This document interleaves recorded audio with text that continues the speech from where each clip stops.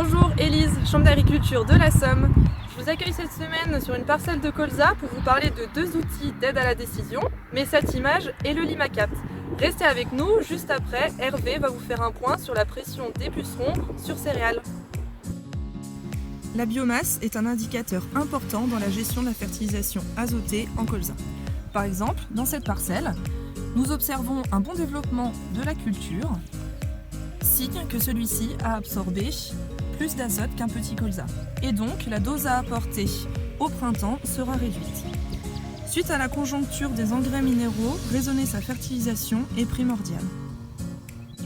Pour cela, la Chambre d'agriculture de la Somme vous propose un outil pour piloter au mieux cette fertilisation, Messatimage.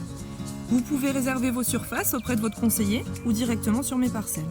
Cet outil vous calculera la biomasse en entrée et sortie hiver pour vos colzas ou alors à différents stades de votre blé. Vous obtiendrez ainsi un conseil de fertilisation et une carte de modulation adaptée à votre parcelle.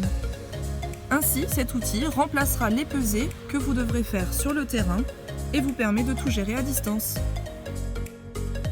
Nous nous retrouvons maintenant sur le secteur d'Acheron-la-Miennois sur une parcelle en précédent colza qui va être semée en blé.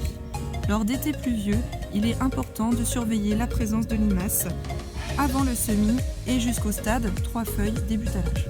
Les parcelles à risque sont les parcelles en précédent colza, comme celle-ci, argileuses, assez motteuses, et les parcelles en agriculture de conservation.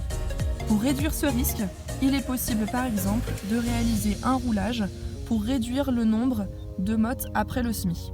La surveillance des limaces dans ces parcelles à risque est possible par la pose d'un piège de 50 par 50 cm le soir et de la réalisation d'un comptage le lendemain matin.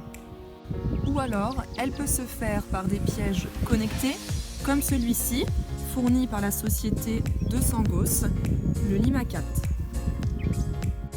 Cet outil est en phase de test. Il permet de comptabiliser le nombre de limaces se déplaçant la nuit via une caméra située en dessous et de recueillir ces informations sans avoir à se déplacer sur la parcelle.